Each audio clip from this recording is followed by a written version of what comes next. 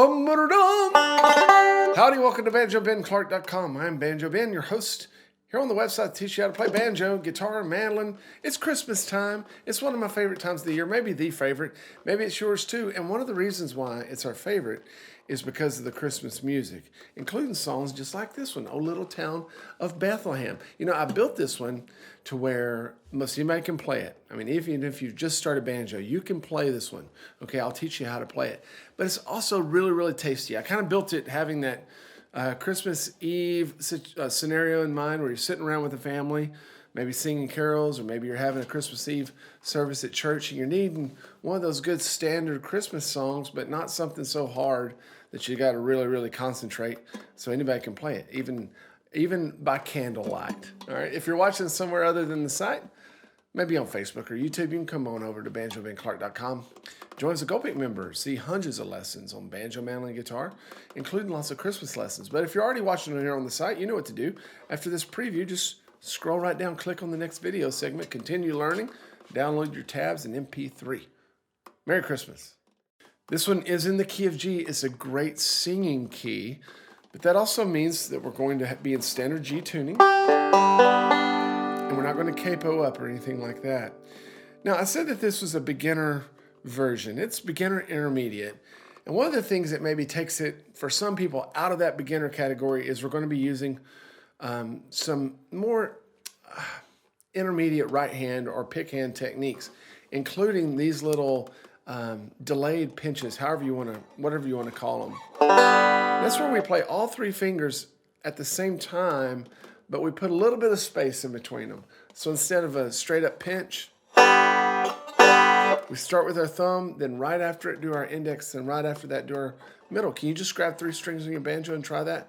Try just picking all three of them at the same time, and then try spacing it out. And then get that really, really close together. And it just presents a little bit more sound if you're trying to fill up some space by yourself. So we've got quite a bit of that going on in the song. And then we also have some inside middle finger work.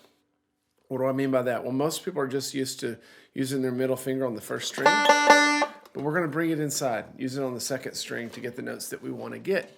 Now let's look at the tab here, and I want you to see something. You see those little squares around some of the notes? Those are our melody notes. And the thing about this arrangement is I built it to play the exact melody, just straight up melody, and we're just adding a few things around it. So you want to pay attention to those notes. Those help you know which ones to sing, but also they help you know which ones to accentuate. We're going to play those a little louder than the rest. You'll also notice, perhaps if you played my arrangements before, that I'm missing the right hand finger indications beneath the notes. And that's because we're going so slow, you can use whatever fingers you want on this to get her done. Okay, so except for these little delayed pinches, we'll call them, you can almost play the whole thing with just your thumb because it's going so slow. So we're going to start off with just our middle finger on that second string. That's what I use. And then we see our first little pinch there in measure 2. It's just written like a straight up pinch. Oh, but I'm going to put a little space in there. When we get to measure 3, we're going to a C chord, but our melody note's up there in the open D string. So I want you to play a partial C chord. Okay, just your middle finger down here, and your index finger up here. And we'll do another one of those little pinches. And then the only thing you're going to have to do is at the very end, put your ring finger down on that second fret of the third string. Watch that. Right here. Oops. Right here. Then we got a little bit of a roll here, measure 4. And then our melody note in measure 5 is that first note, so play it good and loud, and then let the other notes be a little quieter behind it. Also, keep in mind that the tempo is up to you. I like to let the tempo swell and fall back and push forward a little bit.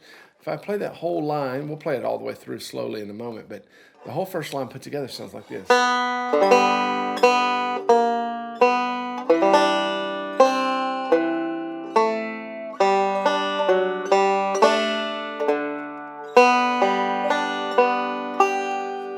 also try moving your pick hand up toward the neck a little bit to make your tone a little bit more mellow than back here.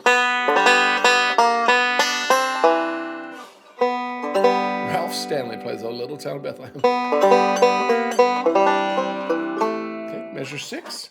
We'll start off with another pinch. Now we're going into an E chord, and an E chord is just like a C chord on a banjo, except you take your index finger and you just move it up towards the ceiling 1 string to the 1st fret of the 3rd string. And this time we're going to strum through, we're going to brush through, as you see, with our thumb. Don't play the open 5th string, that would sound bad. But with the bottom 4 strings. So measure 6 sounds like this. Now you can leave down that middle finger and go into an A minor position. That's 2, 2, 1. Okay, do another pinch. Then another little lick. I'm going to do a really fast slide here, and then a slower slide going back down. So measure 8 sounds like this. The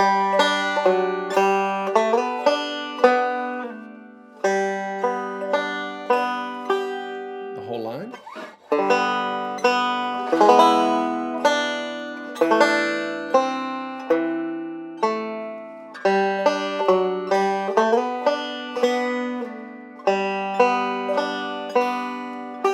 Good. So that's half of the song. I bet that you just about got it. If you go over it a few more times, you will. In our next video segment, we'll look at the second half of the song. And then we're going to play the whole thing through very slowly together. Lots of fun. Merry Christmas, y'all.